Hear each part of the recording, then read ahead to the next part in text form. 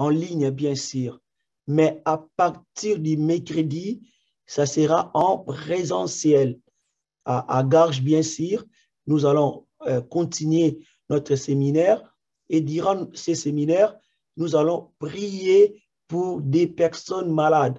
Là, on n'a aucun doute, Dieu va guérir les malades. Peu importe ta maladie, tu seras guéri. Bien-aimé, si l'eau de Bethesda pouvait guérir les malades, mais maintenant, on ne prie pas avec l'eau de Bethesda, mais on prie avec le sang de Jésus. Et laisse-moi vous dire, le sang de Jésus est plus puissant, plus fort que la piscine de Bethesda. Donc, si la piscine de Bethesda pouvait guérir, à combien plus forte raison que le sang de Jésus qui lave l'intérieur de l'homme. Donc, c'est-à-dire, le sang de Jésus purifie la conscience de l'homme. L'eau de Bethesda ne peut pas purifier la conscience de l'homme. La piscine ne peut pas, mais le sang de Jésus. La Bible dit, nous l'avons vaincu, non avec l'eau de Bethesda, mais nous l'avons vaincu par le sang de Jésus. Nous sommes rachetés, non avec la rivière ou la piscine de Bethesda, mais nous sommes rachetés, nous sommes purifiés, nous sommes lavés par le sang de Jésus. Bien-aimé, l'eau de Bethesda était sale. Il y avait peut-être des microbes dedans parce que les gens s'est baigné, beaucoup de personnes s'est baignées et c'était sale. Mais la Bible dit cette piscine pouvait guérir. Peu importe la maladie, celle ou celui qui se jette en première était complètement guéri. Quel que soit les cancers, quelle que soit la stérilité, quel que soit les sida, quelle que soit la maladie du sang, quelle que soit la maladie psychologique, quel que soit le niveau de la maladie, toute personne qui s'est jetée en première dans la piscine était guérie. Bien aimé, si l'eau qui était sale, l'eau que les hommes ont mis là, si cette eau pouvait guérir, alors le sang de Jésus. La Bible dit que la Bible dit par ces maîtrissures, nous avons été guéris. Vous savez, le maîtrissure signifie quoi? Ce sont des blessures. Et dans les blessures, on trouve quoi? Si tu es blessé, on va trouver quoi? On va trouver les sangs. Les sangs. Dans les blessures, il y a le sang. Et la Bible dit par ses maîtrissures, par ses blessés, par ses blessures, parce qu'il était blessé. Et les sangs, il y avait le sang. Et la Bible dit, par le sang de Jésus, nous sommes guéris. Il nous a guéris par ses maîtrissures. La raison pour laquelle, bien-aimé, j'ai une grande assurance. J'ai l'assurance dans mon cœur, peu importe ta situation, peu importe ta maladie, tu seras guéri. Amen. Ce que je te demande de faire confiance et de manifester la foi en ce Dieu et ta guérison est là. Parce que nous fêtons la fête des Pâques. La fête des Pâques, c'est une période de la libération, que Israël était libéré. C'est une période que Israël était sorti de l'Égypte. C'est une période que Israël a traversé la mer Rouge à pied. Dieu a séparé, il a créé, il a mis un chemin dans la mer pour que Israël puisse passer, pour que Israël soit délivré. Toi qui se sens coincé, toi qui ne sais pas quoi faire, quoi dire par rapport à ta situation, Dieu va séparer la mer pour toi. La mer sera séparée en deux. Dieu va créer un passage pour toi. Dieu va créer un chemin pour toi. Plusieurs personnes sont bloquées. Peut-être que tu es bloqué dans tes entreprises. Tu es bloqué par rapport à ta vie familiale. Tu es bloqué par rapport à ta vie professionnelle. Tu es bloqué par rapport à ton ministère. Tu es bloqué quelque part et tu es coincé. Tu ne sais pas quoi faire. Devant toi, il y a des sorciers. compliqué, il y a des marabouts, il y a des démons, il y a des adversaires, il y a l'ennemi qui est face en toi et tu es coincé. Bien-aimé, Dieu va tracer un chemin dans la mer. Il va créer un passage pour que tu sois délivré de tes ennemis. C'était pendant la période de la Pâque, quand Israël était sorti de l'Égypte, Dieu a créé un chemin dans la mer pour que Israël puisse traverser et que Israël soit délivré. Et je crois que je parle à quelqu'un ce soir. Je parle à une femme qui est coincée. Tu es coincé peut-être dans ton mariage. Tu es coincé par rapport à ta situation. Tu ne sais pas quoi faire. Tu ne sais pas quoi dire. Peut-être que tes dossiers administratifs sont bloqués. Tu es bloqué quelque part. Mais je dis prophétiquement et je déclare et je prophétise et je décrète dans ta vie, Dieu va créer un chemin pour toi. Tu vas traverser la mer, mais tu ne seras point submergé par la mer. Dans le nom puissant de Jésus, je vais prier avant de commencer. Je vais prier pour vous. Je vais prier pour chacun de vous. Si seulement tu peux répéter après moi cette prière et nous allons prier ensemble dans le nom de Jésus. Levez tes mains, fais comme moi. Levez tes mains, dis Seigneur Jésus-Christ, je sais que tu m'aimes. Tu t'es livré toi-même pour me sauver, pour me libérer. Tu t'es donné comme une offrande, comme un sacrifice de bonne odeur. Seigneur Jésus, tu es mon souverain sacrificateur par excellence. Tu es assis à la trône majestueux de Dieu.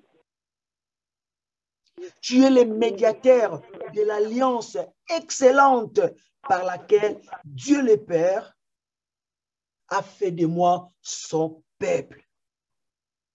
Seigneur Jésus, tu es mon Pâques. Tu es mon salut. Par toi, j'ai une alliance éternelle, scellée pour toujours par le sang de Jésus. Merci Seigneur d'avoir aboli mes péchés par ton sacrifice. Je suis reconnaissant de ton sacrifice sur la croix. Aucune offrande ne pouvait me faire grâce devant Dieu si ce n'est ton sang. Merci Père de m'avoir délivré par l'offrande du corps de Jésus-Christ, ton Fils. Merci Père pour la puissance des rachats du sacrifice de Christ, mon rédempteur. Par le sang de Jésus appliqué sur ma vie, je réclame le bénéfice total de la mort et de la résurrection de Jésus. Répétez encore après moi, je réclame le bénéfice total de la mort et de la résurrection de Jésus. Encore, répétez après moi, je réclame le bénéfice total de la mort et de la résurrection de Jésus-Christ sur tous les aspects de ma vie, au nom de Jésus-Christ. Par le sang versé de Christ, mon Pâques, ma Pâques, j'ai accès librement dans les sanctuaires du trône de la grâce. Par le sang versé de Jésus-Christ, ma Pâques, ma conscience est purifiée et la puissance du péché est brisée sur ma vie dans le nom de Jésus. À toi, Seigneur, soit la gloire, la puissance et l'honneur au nom de Jésus-Christ. Amen. Amen. Gloire à Dieu. Est-ce que on peut acclamer le Seigneur notre Dieu parce qu'il est bon, il est le véritable, il est le Tout-Puissant, que toute la gloire revienne à notre Dieu. Amen. Amen. Gloire à Dieu. Nous allons continuer maintenant notre séminaire. Notre thème, le thème de notre séminaire, c'est de la Pâque, la fête des Pâques juifs à la fête des Pâques chrétiennes. Je répète, de la fête des Pâques juifs à la fête des Pâques chrétiennes.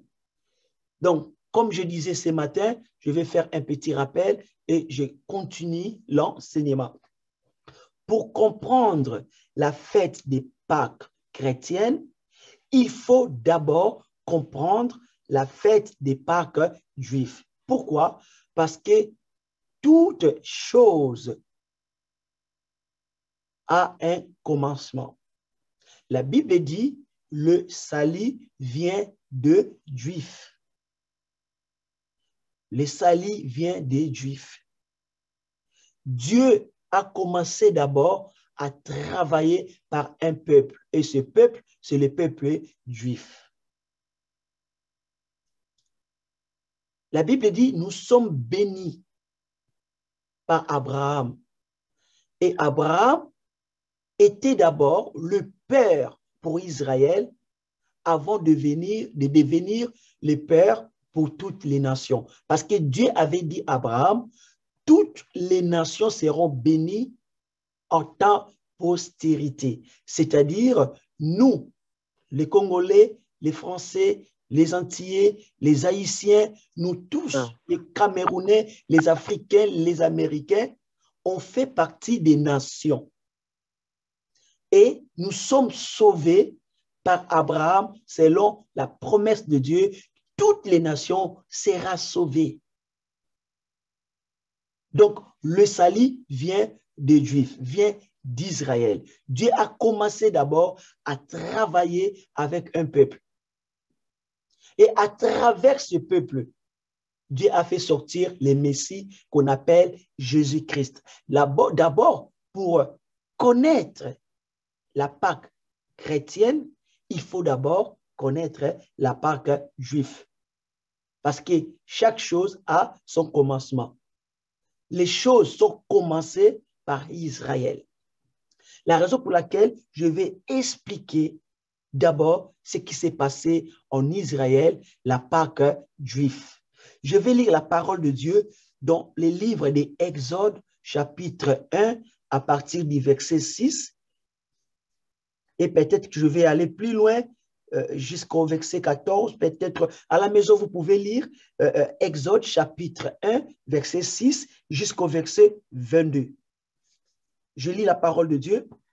Exode, chapitre 1, verset 6. Joseph mourut, ainsi que tous ses frères et toute cette génération-là. Les enfants d'Israël firent féconds, multiplièrent, ils accrirent et devinrent de plus en plus puissants, et les pays en firent remplis.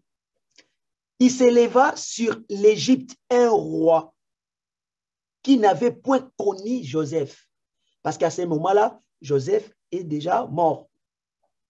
Il dit à son peuple, voilà les enfants d'Israël qui forment un peuple plus nombreux et plus puissant que nous. Allons, montrons-nous habiles à son égard. Empêchons qu'ils se croisent et qu'ils se croisent et que s'il survient une guerre, ils se joignent à nos ennemis pour nous combattre et sortir ensuite du pays.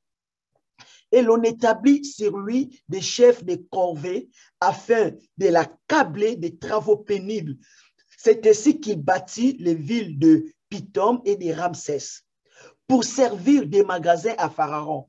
Mais plus on l'accablait, plus il multipliait et s'est croissé.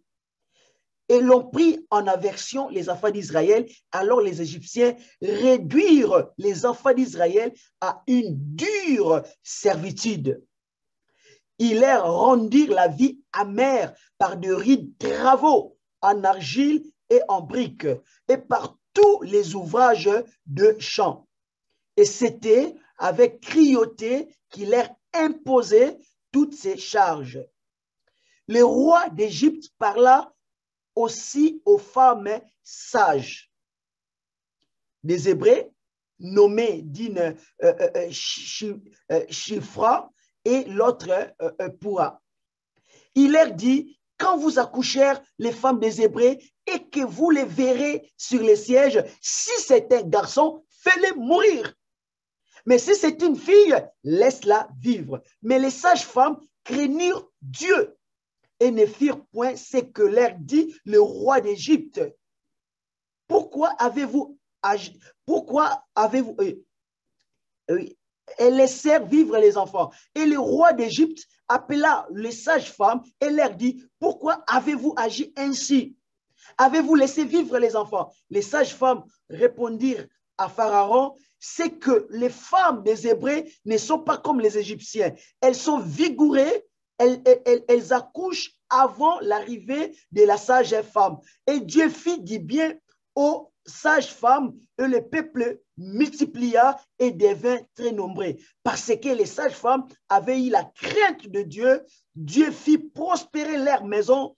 Alors Pharaon donna cet ordre à tout son peuple, vous jetterez dans la fleuve tout garçon qui naîtra et vous laisserez vivre toutes les filles. Mais ce qui me touche ici, la Bible dit, Dieu a béni les sages-femmes. Dieu les a bénis. Mais pourquoi Dieu les a bénis? Tout simplement parce qu'ils ont eu la crainte de Dieu. Bien-aimé, je déclare que toute personne qui a la crainte de Dieu, Dieu va le bénir. Toutes les personnes qui ont la crainte de Dieu, Dieu va les bénir. Ici, la Bible dit, Dieu fit prospérer leur maison. Bien-aimé, la prospérité. Beaucoup de gens cherchent la prospérité. Écoutez-moi bien, la prospérité vient de la crainte de Dieu. Quand tu crains Dieu, Dieu va multiplier ton argent. Financièrement, tu ne vas rien manquer. La Bible dit, l'Éternel est mon berger, je ne manquerai de rien. Bien-aimé, la prospérité est biblique. Mais la prospérité se manifeste quand on marche dans la crainte de Dieu. Ici, nous voyons les sages-femmes. C'était des femmes égyptiennes.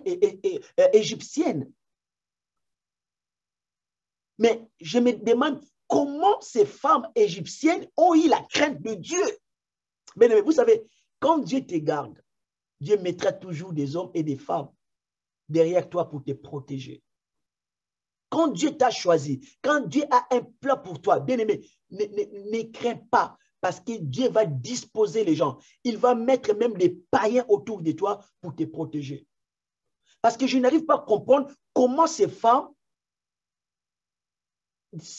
étaient des idolâtres parce que c'était des Égyptiens, des Égyptiennes. Mais ils ont eu la crainte de Dieu pour ne pas faire du mal au peuple de Dieu. Pour sauver les garçons, les enfants d'Israël. Ils ont eu la crainte de Dieu. Et en réponse de Dieu, Dieu les a rendus prospères. C'est-à-dire que dans leur maison, il avait les richesses, la prospérité, l'abondance. Tu veux la prospérité, tu veux l'abondance, tu veux les richesses, tu veux beaucoup d'argent, c'est possible. Marche de la crainte de Dieu, tu ne vas rien manquer. Tes enfants ne vont rien manquer à manger, ta famille ne va rien manquer, car l'Éternel sera ton berger et tu ne manqueras de rien. Beaucoup de personnes ont des problèmes d'argent, des problèmes de finances, parce que tout simplement, vous ne marchez pas dans la crainte de Dieu. Je suis un témoignage vivant. Ma femme est là, elle me suit. On n'a jamais eu de problèmes de finances, non.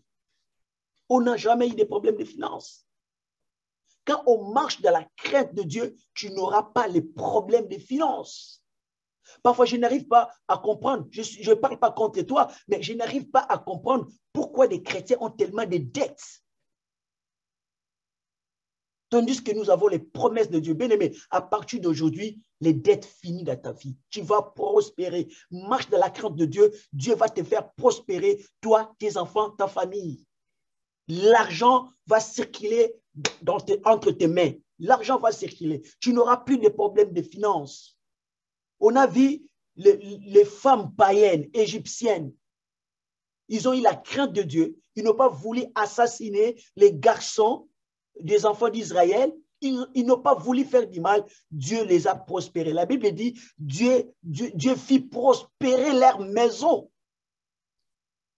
C'est-à-dire que ce n'est pas seulement une question de physique, d'être en bonne santé. La Bible parle de leur maison. C'est-à-dire que quand tu rentres dans la maison d'un homme, d'une femme prospère, tu sens la prospérité, tu respires la prospérité. Toi-même, quand tu rentres dans sa maison, tu dis, cette femme, c'est une femme prospère. Quand tu rentres dans sa maison, tu dis, cet homme, c'est un homme prospère. Parce que leur maison était prospérée. Dieu fit prospérer leur maison. Et je sens que Dieu va prospérer une personne ici au nom de Jésus. Nous avons vu ici dans la parole de Dieu, Joseph était connu en Égypte.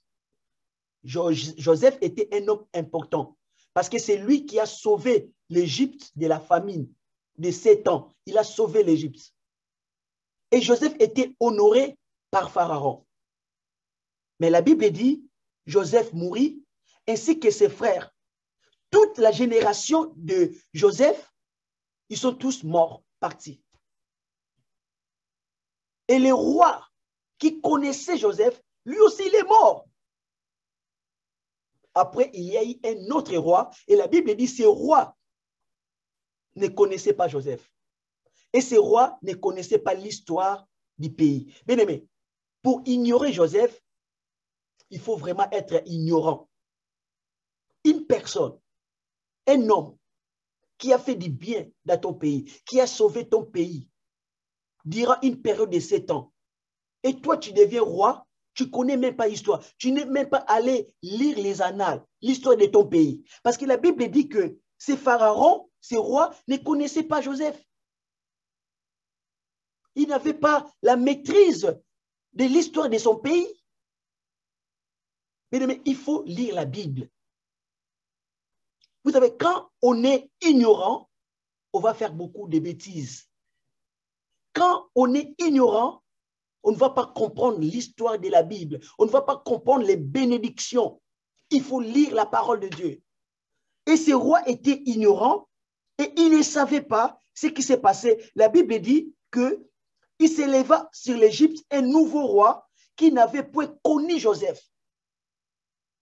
Mais s'il ne connaissait pas Joseph, mais quand même, il devait lire l'histoire pour comprendre qui était Joseph et pourquoi les peuples étaient là. Et ce roi a commencé à manifester, à mettre en place sa politique.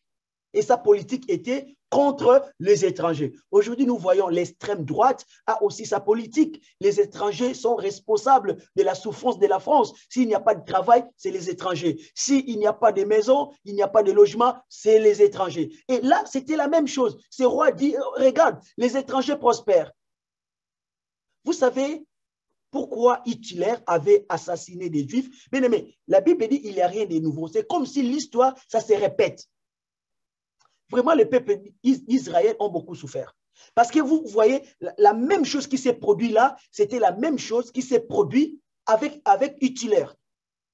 Hitler a vu Israël qu'il y avait des médecins, qu'il y avait de la prospérité d'Israël. D'un coup, il a commencé à l'éliminer. Et Pharaon aussi avait la même politique que Hitler. Bon, je ne dis pas la même politique que l'extrême droite. Je ne suis pas contre Mme Le Pen. Et je ne vous demande pas de ne pas la voter. Mais je parle en France, il y a la politique d'extrême droite. Moins de problèmes, c'est les étrangers. Et ici aussi, Pharaon a réfléchi la même chose. Je pense que Pharaon, c'était vraiment, si sa politique, on peut le comparer, il était un homme de l'extrême droite. Il a pris la décision contre les étrangers, contre les Juifs. La même politique que Hitler. Il a dit, ce sont les Juifs. Si on les laisse, on va perdre notre travail, on va perdre l'emploi, on va perdre les logements. Et en plus, ils risquent de devenir nombreux et ils risquent de nous chasser dans notre propre pays. N'est-ce pas ce que d'autres personnes, d'autres Français pensent? Ils pensent que les étrangers ont envahi leur ville. Et certains cherchent même de fuir pour aller vivre dans les provinces parce qu'il y a beaucoup d'étrangers. Vous savez, ça ne date pas d'aujourd'hui. Les étrangers ont toujours été un problème pour des pays. Les étrangers ont toujours été des cibles. Et là, nous voyons que Pharaon, il a dit les problèmes dans notre pays, ce sont les étrangers. Ils prospèrent. Il faut les affaiblir. Il faut trouver une politique pour assassiner tous les garçons. Il faut trouver une politique pour les faire fatiguer. Ils vont travailler pour nous. C'est là, l'esclavagisme commence là. Vous savez, quand commence l'esclavagisme, quand l'idée diabolique d'exploiter l'homme, Pharaon a commencé à exploiter les affaires d'Israël, à les utiliser pour construire ses magasins. Il a dit, ils vont construire pour moi les magasins. Un esclave, c'est celui qui travaille, mais il travaille non pour lui, mais pour une autre personne. Et les affaires d'Israël ont commencé à travailler pour Pharaon. D'abord pour les magasins de Pharaon, et ils ont bâti une ville pour l'Égypte. Et la Bible dit que les travaux étaient tellement durs. Les enfants d'Israël étaient épuisés, fatigués, ils ne pouvaient rien faire. Un esclave, c'est qui? Un esclave, c'est une personne qui est liée par son maître. Un esclave, c'est une personne qui est manipulée. Une personne qui est traitée d'une manière tyrannique. Une personne qui est dominée. Un esclave, c'est un serviteur. Un homme qui sert une autre personne. Et les enfants d'Israël sont devenus des esclaves. Et un esclave est sous le pouvoir de son maître. Son maître lui dirige, lui manipule, comme Pharaon a commencé à faire travailler le peuple d'Israël. Ils pouvaient manger, ils pouvaient boire, mais ils étaient des esclaves. Si tu manges, tu bois, tu es esclave, bien aimé, c'est toujours compliqué, c'est difficile. Ils ont souffert. Ils ont crié à Dieu. Ils ont pleuré. Ils ont crié. Bien aimé, la Bible dit, quand un malheureux crie, l'Éternel attend sa voix. Et pendant la souffrance, pendant que Israël criait, pleurait devant Dieu, la Bible dit, un jour, Dieu a écouté les cris des enfants d'Israël. Et qu'est-ce que Dieu a fait? Dieu a envoyé Moïse. Parce que les enfants d'Israël souffraient pendant de longues années. La famille de Jacob souffrait en Égypte. Et Dieu a envoyé Moïse pour libérer le peuple d'Israël qui était en Égypte. Qui est Pharaon? Pharaon était le roi d'Égypte. Pharaon était vénéré comme un dieu. Il était aussi un chef politique, endurci, enfermé dans sa méchanceté. Pharaon incarnait l'image de Satan. Vous savez, Satan se sert toujours du pouvoir politique pour persécuter l'Église.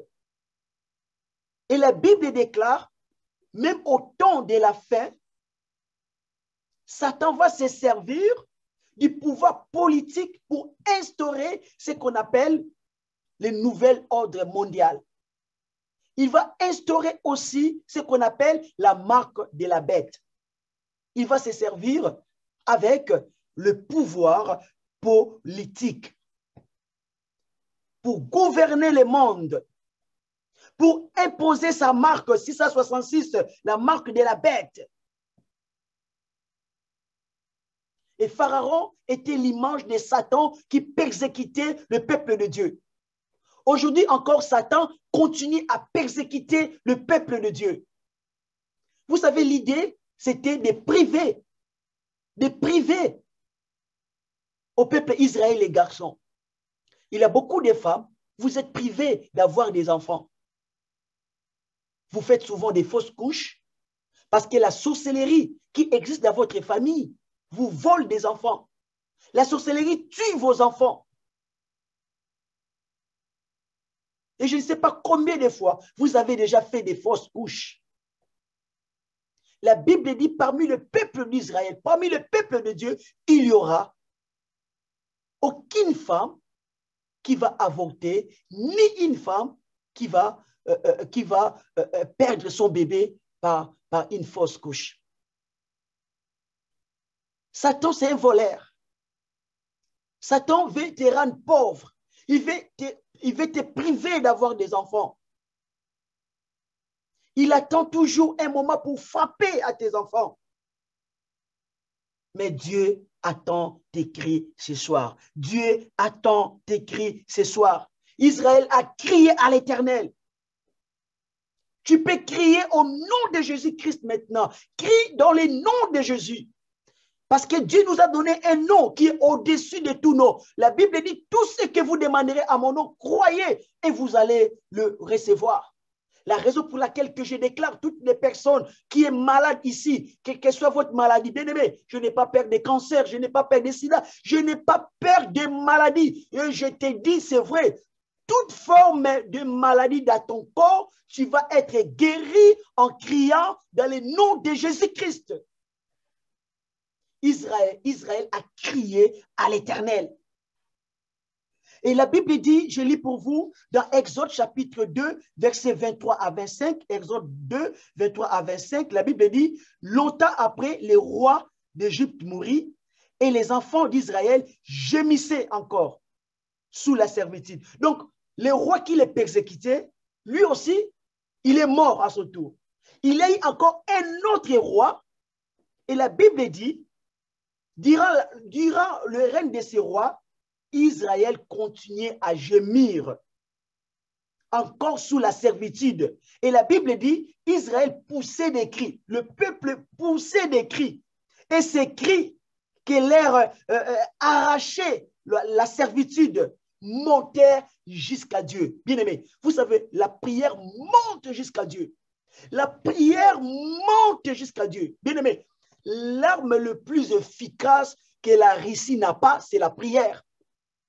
L'arme la plus efficace que l'Ukraine, les Américains, les Français, tous ces pays puissants n'ont pas, c'est la prière. Parce que la prière monte jusqu'à Dieu.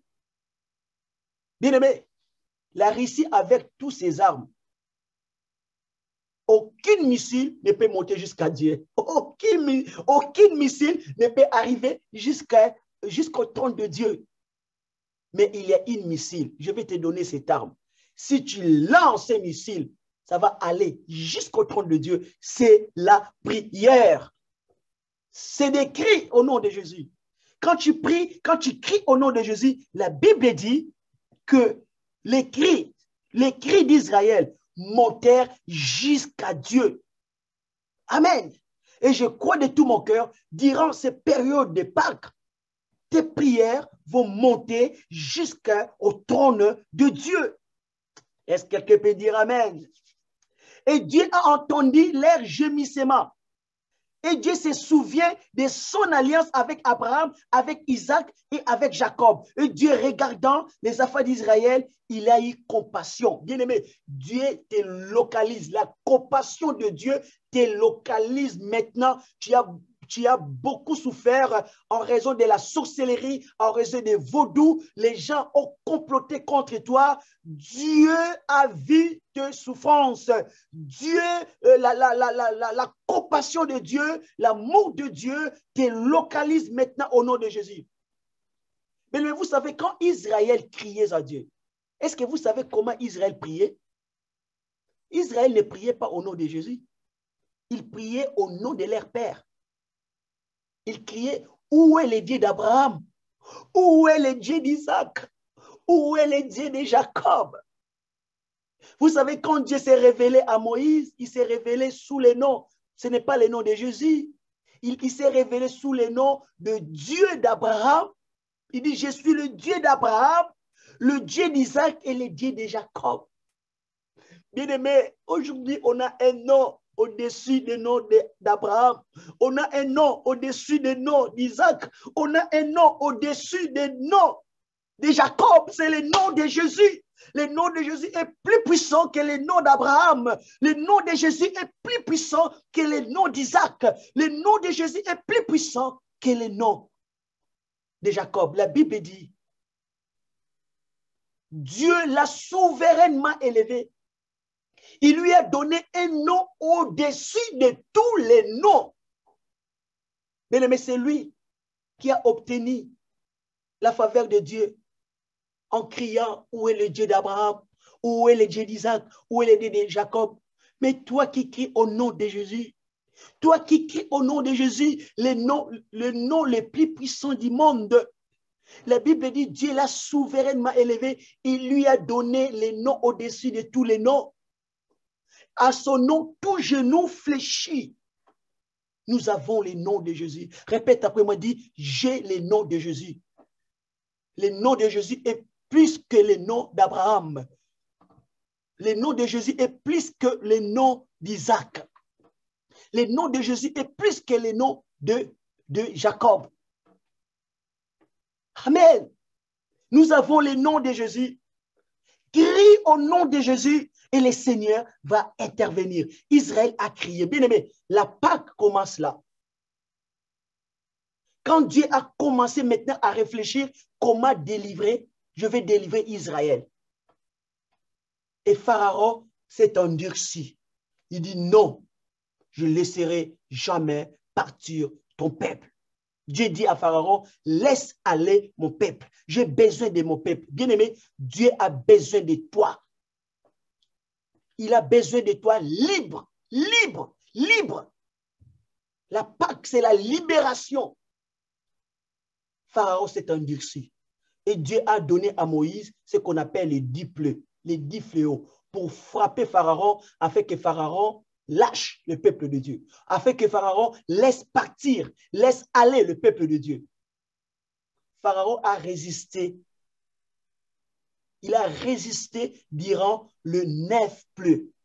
Mais écoutez, il y a une plaie que Pharaon ne pouvait pas résister. Il y a une chose que les démons ne peuvent pas résister. D'abord, la Bible dit, Moïse a changé l'eau en sang. Il a envoyé des mouches. Il a envoyé des maladies, beaucoup. Mais Pharaon a toujours résisté. Mais il y a une plaie, la 10e plaie. Répète après moi, la 10e plaie.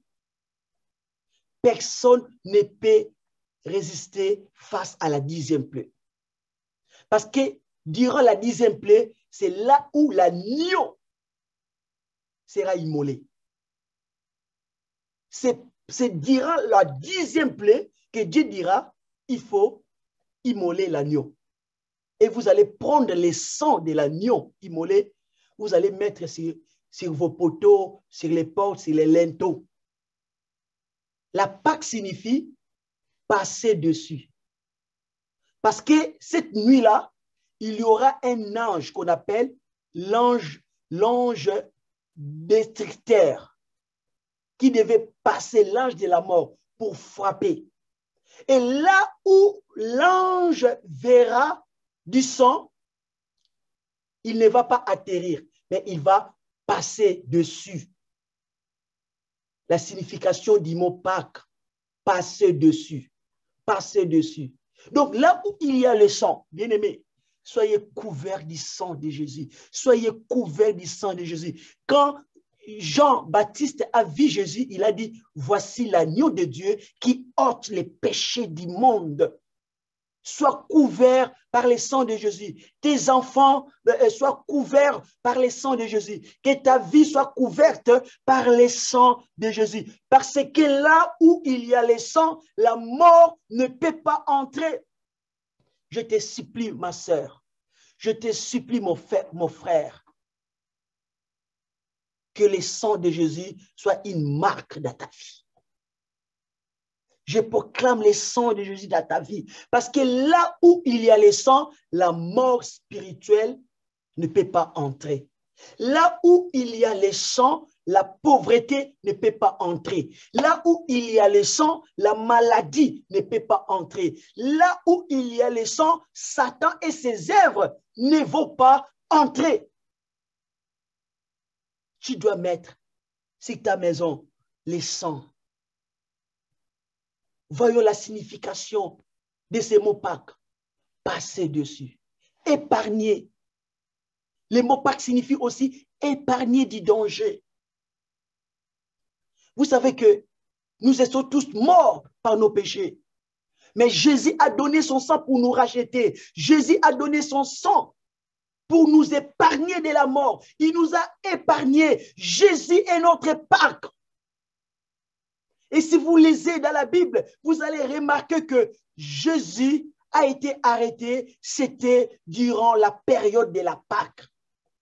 Durant la période de la Pâque que Jésus a partagé ce qu'on appelle la Sainte Seine. C'était son dernier repas avec ses disciples. C'était les jours de la Pâque. Bien aimé, ce n'était pas par hasard que Jésus soit arrêté, soit crucifié durant la période de la Pâque. Parce que c'est Jésus qui représente la Pâque. L'agneau immolé qui était sacrifié, crucifié sur la croix, c'était Jésus.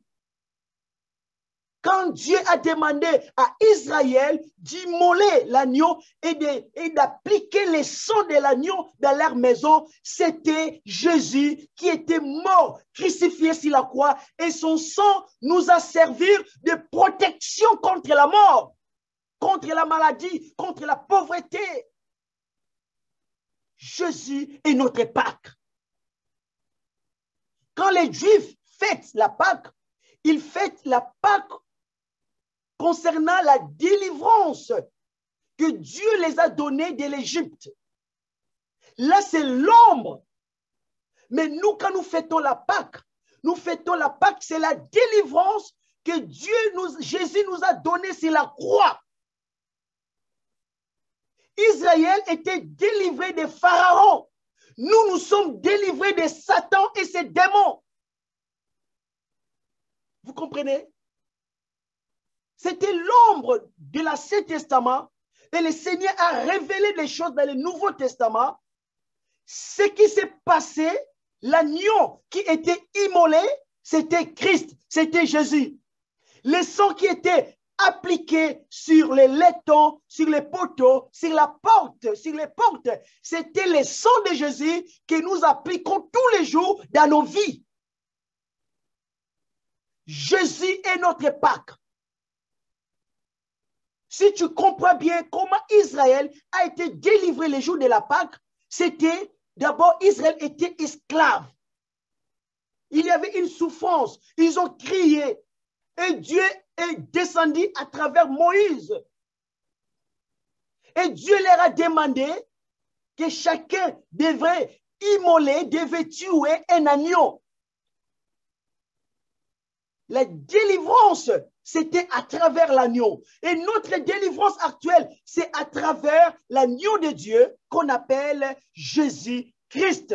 Quelqu'un peut dire Amen.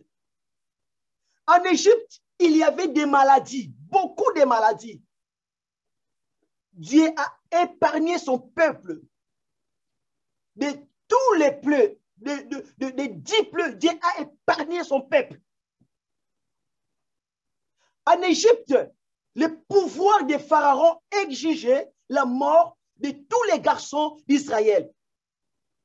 Bien-aimé, tu veux que je te dise la cause des fausses couches que tu fais? Tu veux que je te dise la cause pourquoi tu n'as pas d'enfant? Ce n'est pas Dieu. Dieu dit, parmi mon peuple, il n'y aura pas de femmes qui vont avorter. Ce n'est pas une affaire de Dieu. Quel est l'intérêt de Dieu de t'empêcher de ne pas avoir un enfant? Quel est l'intérêt? Or, c'est son désir, c'est sa volonté que tu puisses avoir des enfants. Qu'est-ce qu'il a dit dans sa parole? Il a dit, je souhaite que tu prospères en tous égards. Dieu veut ta prospérité en tous égards, que tu sois en bonne santé, comme prospère l'état de ton âme. Ça, c'est la volonté de Dieu. Mais qui est à la base de ton problème? C'est l'ennemi. Crie à Jésus. Tu seras guéri au nom de Jésus-Christ. Jésus est notre Pâque. C'était aux périodes de la fête de Pâques que Jésus était mort et ressuscité. La Bible dit, si Christ n'est pas ressuscité, la prédication, notre foi est vaine. Il est l'agneau de Dieu, l'agneau immolé de Dieu, ressuscité. C'est lui, l'agneau que Jean a vu. C'est Jésus, l'agneau de Dieu qui ôte les péchés dans le monde. Il s'appelle Jésus. Si vous remarquez qu'il y a le mot Pâques écrit avec S et un autre mot écrit sans S. Pourquoi cette différence? Écoutez, bibliquement parlant, en prenant les textes originaux en grec et en hébreu, il n'y a qu'un seul mot Pâques écrit sans S. On appelle ça la fête des Pâques juifs. Il n'y a pas dans la Bible le mot Pâques avec S. Ça n'existe pas. Je vais vous expliquer pourquoi on voit aujourd'hui le mot Pâques avec S. C'était vers 15e siècle, que l'Église catholique de l'époque, pour faire la différence entre la Pâque fête des Juifs et entre la Pâque fête des chrétiens, ils ont rajouté S à la fête des Pâques chrétiennes. Mais dans la Bible, cette différence, ça n'existait pas. Dans l'Ancien Testament, comme dans le Nouveau Testament, c'est écrit Pâques sans S. Si vous trouvez une traduction dans le Nouveau Testament comme dans l'Ancien Testament, Pâques avec S, c'est une fausse traduction. Dans les textes originaux, ça n'existe pas de Pâques avec S. Il n'y a qu'une seule fête de Pâques, c'est la Pâque juive qui était l'ombre. Et cela a été révélé dans le Nouveau Testament. C'est ça que nous fêtons, la même Pâque. L'Ancien Testament, c'est l'ombre des choses à venir. Donc, c'est-à-dire que Dieu, il avait montré sous forme de l'ombre, de l'image, les choses qui devaient venir. Et ces choses s'est concrétisées à travers Jésus-Christ. On n'a pas besoin de Pâques avec S. Bon, si les gens souhaitent faire la différence, il n'a qu'à les faire. Mais bibliquement, la Pâque avec S n'a pas de sens. Ce sont les hommes qui l'ont mis en place pour rien que pour faire la différence, pour dire que ça, c'est la fête des Pâques juifs, sans S, et ça, c'est la fête des Pâques chrétiens avec S. Mais cela n'a aucun sens bibliquement. Il n'y a qu'une seule fête des Pâques, c'est la fête des Pâques juifs, et c'est ça que nous fêtons aussi, parce que Jésus, c'est lui qui l'a accompli. Qu'est-ce que Jésus a dit sur la croix? Il a dit, Père, tout est accompli. Il a accompli quoi? Il a accompli la Pâque chrétienne. Gloire à Dieu. Amen. La Pâque, c'est la libération. La Pâque, c'est aussi Dieu a établi le jugement. Parce que vous allez remarquer que Dieu a frappé tous les premiers-nés des Égyptiens. Ils étaient frappés. D'abord, Pharaon a commencé l'idée diabolique de Pharaon, c'était de tuer tous les garçons des enfants d'Israël. Après, c'était quoi? C'était le retour vers l'envoyeur. C'est lui maintenant qui a perdu tous ses premiers-nés. Tous ces premiers-nés garçons, ils étaient frappés le jour de la Pâque. Parce que l'ange de la mort, quand il passait, s'il les regarde, il n'y a pas le sang. Il rentre, il tue les premiers-nés. Parmi des hommes jusqu'aux animaux, il a tué. Mais là où il y a des sangs, il y avait le sang de l'agneau, il ne pouvait pas toucher. Bien-aimé, protège ta famille par le sang de Jésus. Protège tes enfants par le sang de Jésus. Répète après moi, dis le sang de Jésus-Christ. Proclame encore le sang de Jésus. Je prie pour toi maintenant que le sang de Jésus soit sur toi. Que le sang de Jésus soit sur ta famille. Soit couvert par le sang de Jésus. Durant cette période de fête de Pâques, le Seigneur va te visiter. Parce que quand on parle de la Pâque, on parle de la mort et de la résurrection de Jésus. C'est la libération, c'est le salut, c'est le pardon, c'est la guérison. Parce que par ces maîtrisures, nous avons été guéris. Je vais m'arrêter là pour ce soir. Nous allons prier maintenant au nom de Jésus pour la libération. Nous allons prier pour la guérison. Nous allons prier pour la délivrance. Je continuerai demain soir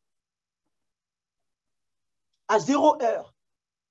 Mais comme il est temps, je m'arrête là. Est-ce que tu peux prier avec moi? Lève tout simplement tes deux mains et répète après moi cette prière dans le nom de Jésus-Christ.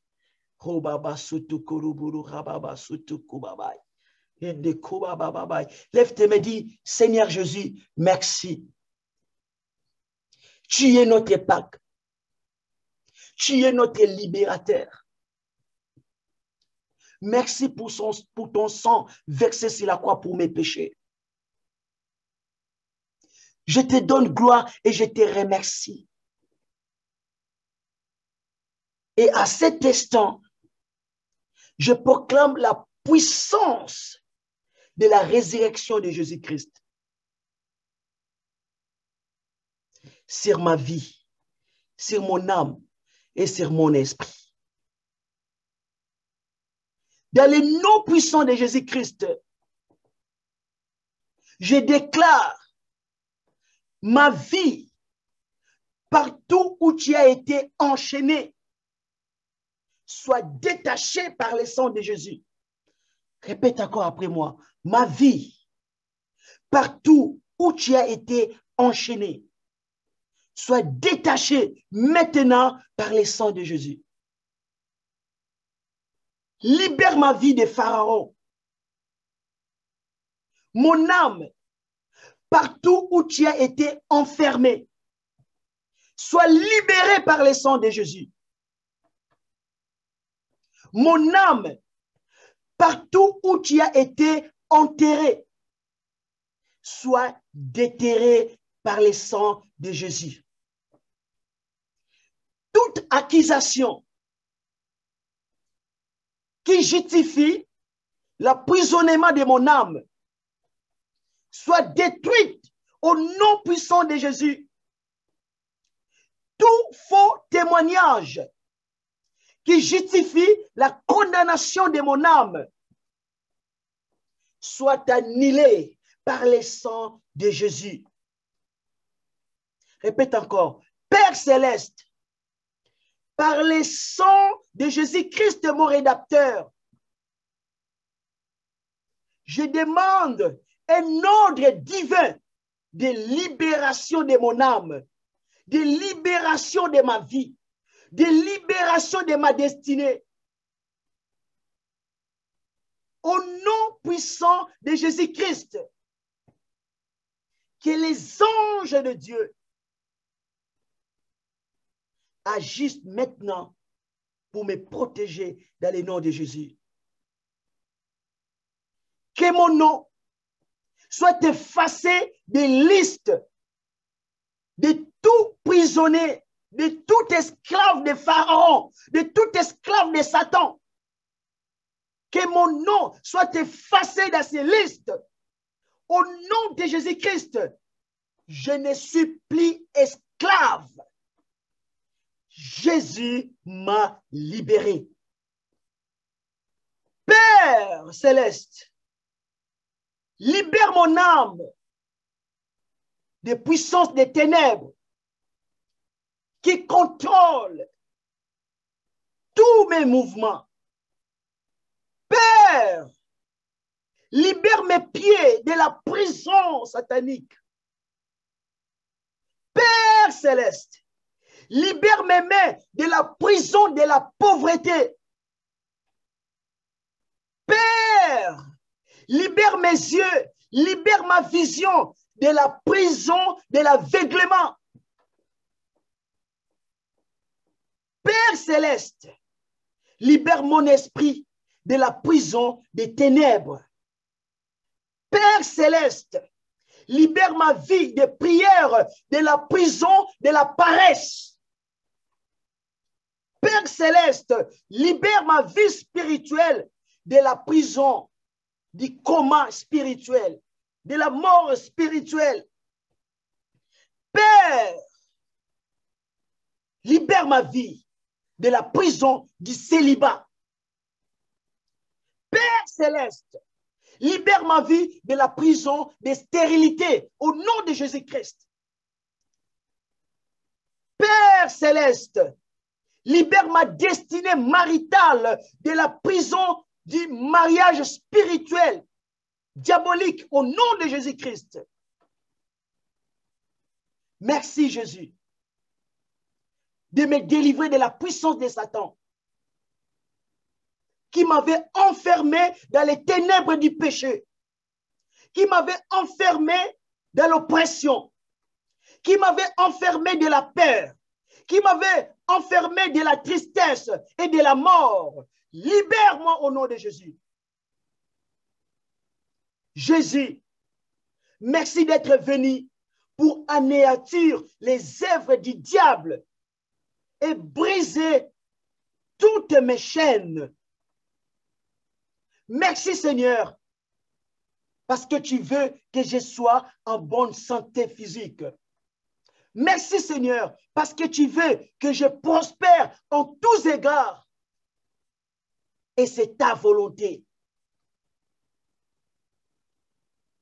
Merci Père Céleste, parce que tu désires que les femmes de ton peuple soient fertiles, que les hommes soient fertiles au nom de Jésus-Christ.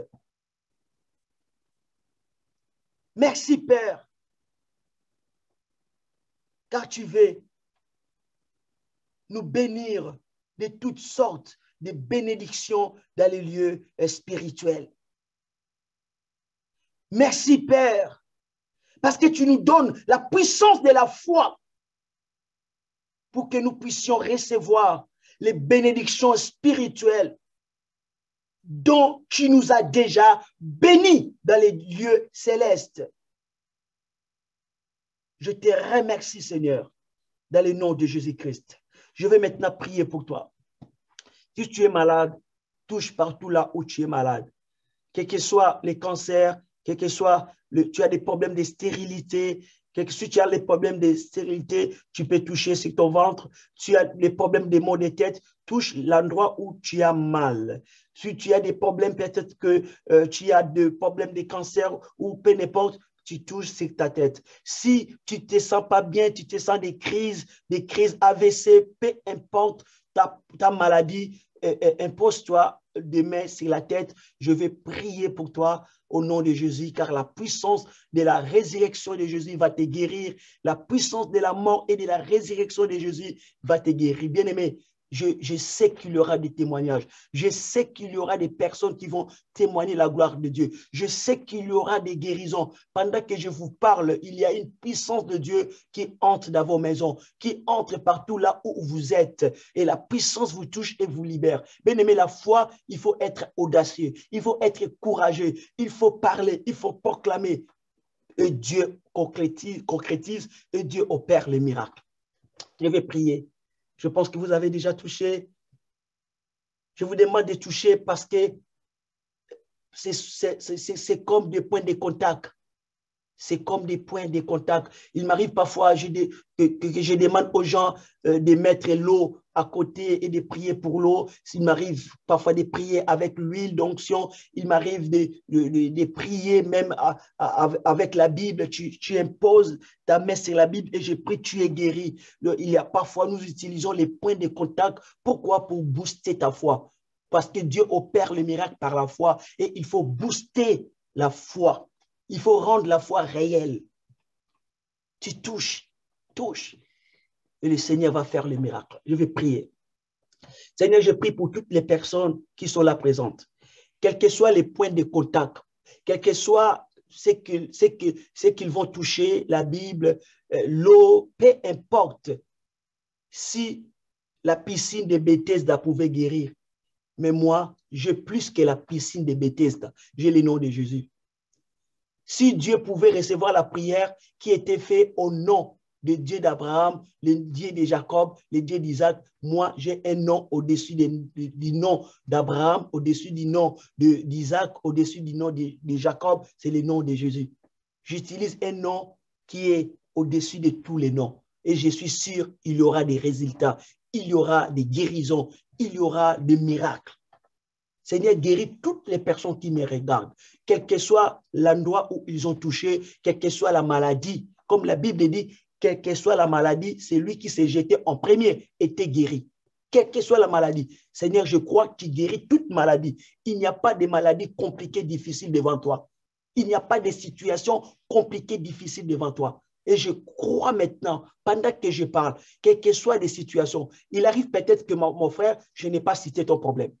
Il y a quelqu'un qui dit, mais pasteur, tu as dit en fond de toi, pasteur n'a pas cité mon problème. Ne crains pas. La Bible dit, toute personne qui s'est jetée en premier, quelle que soit sa maladie. Donc, Dieu n'avait pas besoin de diagnostiquer quelle est la maladie que la personne souffrait. Donc, si tu te jettes, quelle que soit ta maladie, ça soit diagnostiqué ou pas, si tu te jettes de l'eau, tu seras guéri. Le nom de Jésus est plus que l'eau de Bethesda. Quelle que soit que ta maladie n'a pas été prononcée par les pasteurs, quelle que soit ta situation n'a pas été dit par les pasteurs, quel que soit ça n'a pas été diagnostiqué. Toi-même, tu ne sais pas quoi tu souffres, mais tu as mal. Le nom de Jésus est plus que l'eau de Bethesda pour te guérir. Reçois ta guérison au nom de Jésus. Reçois ta guérison. Regardez le nom de Jésus. Ne regardez pas les symptômes, ton problème. Ne regardez pas ça. Dit, je suis guéri. Je reçois ma guérison dans le nom de Jésus. Sois guéri maintenant là où tu es. Quel que soit l'endroit que tu touches, quel que soit que tu mets ta main sur la Bible, quel que soit tu as l'huile ou tu as de l'eau. Tout ce que tu vas utiliser, reçois le miracle de Dieu au nom de Jésus. Reçois la guérison au nom de Jésus. Reçois la guérison au nom de Jésus. Tu sens comme du feu, tu sens comme ton corps tremble, tu sens quelque chose qui te rend un peu mal à l'aise. C'est la guérison de Dieu qui entre maintenant dans ton corps. C'est la guérison de Dieu qui prend place maintenant à toi. Reçois au nom de Jésus. Que les démons qui tourmentent ta vie quittent maintenant ton corps. Que les démons soient chassés dans ta vie. Les démons soient chassés. Je chasse les démons de nuit, les maris de nuit, les femmes de nuit, les sirènes des eaux. Je prends l'autorité, je les chasse au nom de Jésus. Reçois ta guérison au nom de Jésus. Sois délivré de tous les démons qui tourmentent ta vie, de toutes choses qui bloquent ta vie. Si ton mariage a été bloqué par la sorcellerie, par le vaudou, ton mariage est libéré au nom de Jésus. Si tes enfants ont été bloqués par Pharaon qui veut faire périr tous tes garçons, tous tes enfants, soient libérés au nom de Jésus. Je vous dis sincèrement, Pharaon attaque les enfants. Pharaon attaque les enfants. Pharaon attaque aussi les enfants. Il veut la mort de tes enfants. La sorcellerie attaque les enfants. S'ils n'arrivent pas à toucher les parents, la sorcellerie attaque les enfants. Et je prie pour la libération, pour la guérison de tes enfants. Au nom de Jésus, que tes enfants soient guéris. Que Pharaon ne touche pas à tes enfants. Que Pharaon ne touche pas à tes enfants. Au nom de Jésus, le Seigneur va disposer une protection pour tes enfants. Le Seigneur va délivrer, guérir tous tes enfants. Les gens oublient. Quand on parle de la Pâque, on parle aussi des délivrances des enfants. Il ne faut pas oublier. Dieu a délivré aussi les enfants. Parce qu'il y avait les enfants parmi le peuple d'Israël. Quand Israël a été délivré, Israël était délivré avec les enfants, avec leurs enfants. Et durant cette période, Dieu délivre tes enfants. Dieu délivre tes enfants au nom puissant de Jésus-Christ. Robobo Santa Koloboro Rababai. Reçois la guérison, reçois la santé. Tu ne seras plus appelée une femme stérile parce que tu vas accoucher. Tu auras des enfants en toi. Ça commence maintenant. Tu auras des enfants. Au nom de Jésus-Christ. Et je déclare par la foi, si tu essayes cette fois-ci, tu seras enceinte au nom de Jésus-Christ. Je libère la parole de foi dans ta vie. Croyez à cela. Rien n'était possible à Dieu. Toutes choses sont possibles à celui qui croit. Tu es délivré de tout problème de santé. Tu es délivré de toute situation, même des situations administratives. Tu es délivré au nom de Jésus-Christ. Dieu délivre ton mariage. Dieu sauve ton mariage. Au nom puissant de Jésus, sois libéré. Lève tes mains. Je vais prier pour remercier le Seigneur. Seigneur, je te remercie pour tous les miracles, pour toutes les guérisons, parce que ta main agit, parce que tu as libéré ton peuple, parce que tu as sauvé ton peuple. Je te remercie, Seigneur. À toi soit la gloire, Seigneur. Je crois qu'il y a beaucoup de miracles. Je crois qu'il y a beaucoup de témoignages. Ton peuple va témoigner, Seigneur. Les gens vont témoigner. J'étais malade, je suis guéri. J'avais telle situation, le Seigneur m'a délivré. Seigneur, je prie pour toutes les situations, même ce que je n'ai pas dit, même ce que je n'ai pas prononcé. Je prie pour la guérison, pour la délivrance de tout problème, de toute situation au nom de Jésus. Que durant ces temps, cette période de fête de Pâques, que ça soit ta libération, que ça soit ta libération, que ça soit ta libération, que tu sois libéré dans tous les domaines, dans tous les niveaux de ta vie. Reçois la délivrance de Dieu. Oh Baba, Sotoko Babai. Merci Seigneur. Je te remercie Seigneur.